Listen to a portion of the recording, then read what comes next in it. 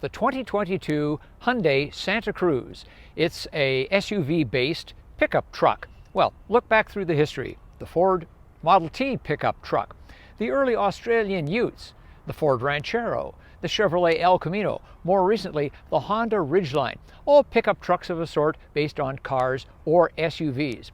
Well, the Santa Cruz here might be the best iteration yet of that theme. I absolutely love it. It might be one of the best family cars I've tested all year. Let's go for a ride. It's time for Family Wheels.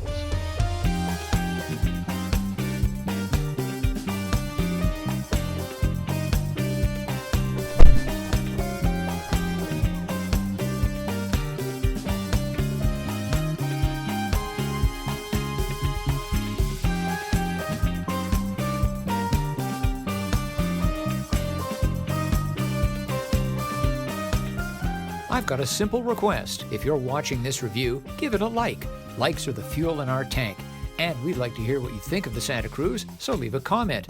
And subscribers, click the little bell in the upper right to be notified when a new review comes out. All of a sudden, it seems like we've got a bit of a derby for crossover, utility, pickup truck, sport, vehicle, I don't know, some kind of marketing name. And they are based on crossover platforms. And in the case here of the Hyundai Santa Cruz, it's the Tucson, popular SUV. Versatility is the name of the game with vehicles like this, and we'll get around to some of those aspects shortly. But first, our standard test. 3 bags of groceries, a backpack, and a stroller. Let's fit them in the back of the Santa Cruz.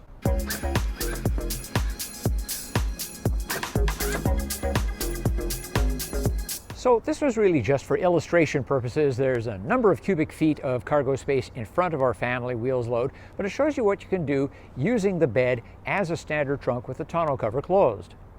Well, now let's look at the clever bits of the Santa Cruz, specifically its tonneau cover. It's a roll shutter style. You unlock it with a twist knob there, and then press this forward. Voila! You can also set the tonneau to be half open.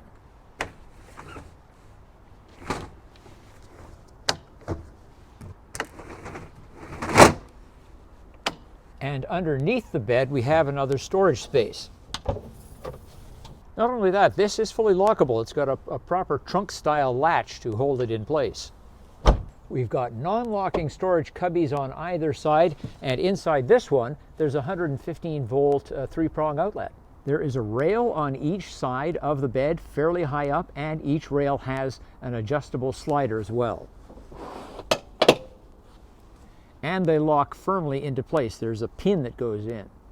And there are even more utilitarian touches here in the Santa Cruz. You've got hooks at all 4 corners of the bed, and you've got these 2 big steel hooks up here as well. 6 feet, or just over, well, 190 centimeters actually, to the back of the tailgate.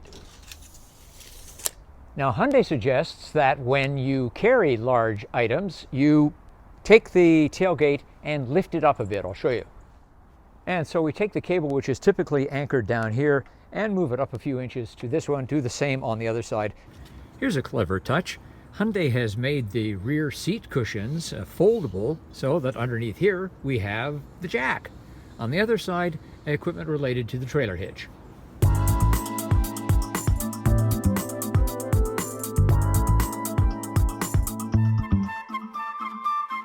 Here at Family Wheels, we use a rear-facing child seat for a reason. It's the torture test. It takes up the most space in the back seat. And unfortunately, with me in the front seat, my knees are up against the glove compartment. So, if you're going to sit in the front seat of one of these, with baby in the back in a rear-facing seat, you should be a little shorter than I am. And of course, for seats that face forward, it's not going to be any problem for space at all. There's just enough room for me here in the back of the Santa Cruz. I'm 5 feet 11 inches tall, 180 centimeters, and my knees fit very neatly in these little indents in the back of the driver's seat. They must have known I was coming, and my feet don't touch the seat at the bottom. As for the layout back here, the gloss black plastic is used to good effect, and we have 2 vents here, no controls as far as temperature or anything else goes, and down below 2 USB connectors. Under the hood is a very successful Hyundai engine, 4-cylinder, turbocharged, 2.5 liters, used in a number of Hyundai vehicles and Genesis as well, and you get nearly 300 horsepower. Sounds beautiful as well. On top of that, it is coupled to an 8-speed dual clutch transmission. The Santa Cruz could hit the sweet spot for many a family that likes to go camping with a trailer or up to the lake with a boat. It can tow 2,268 kilograms, 5,000 pounds, and has a load limit of 640 kilograms or 1,411 pounds. Unfortunately, it's not good at saving gas. Government estimates are 12.1 liters per 100 kilometers city, 8.6 highway, 19 miles per gallon city, 22 highway, and it was considerably worse in my real-world city driving. Well, let's take the Santa Cruz down my neighborhood bumpy road, see how it does. Does very well. That was a speed bump at, 30K, which is the speed limit here. And lots of patches and seams and stuff. And it's very smooth. Well, I'm not taking the Santa Cruz off-road today, but I wouldn't be afraid to, at least soft-roading. It's got a whole bunch of modes down here. You can change to snow, mud, sand, and then back to regular drive, which has 3 modes: normal, sport, and what's called smart.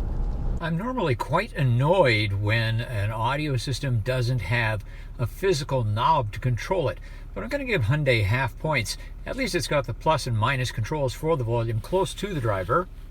And additionally, its steering wheel controls are simply very sensible. You go up and down on the volume here, and a nice touch that not every car has. There's a mute.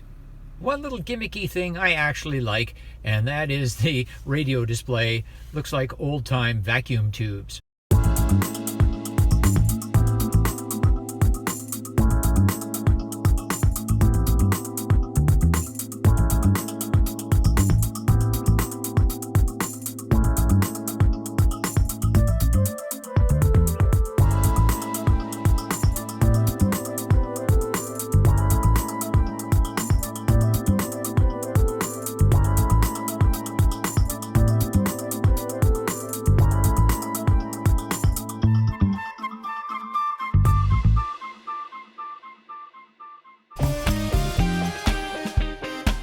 What a versatile vehicle the Hyundai Santa Cruz is for family duties, just getting around, going on trips, the active lifestyle, off-roading, even for work.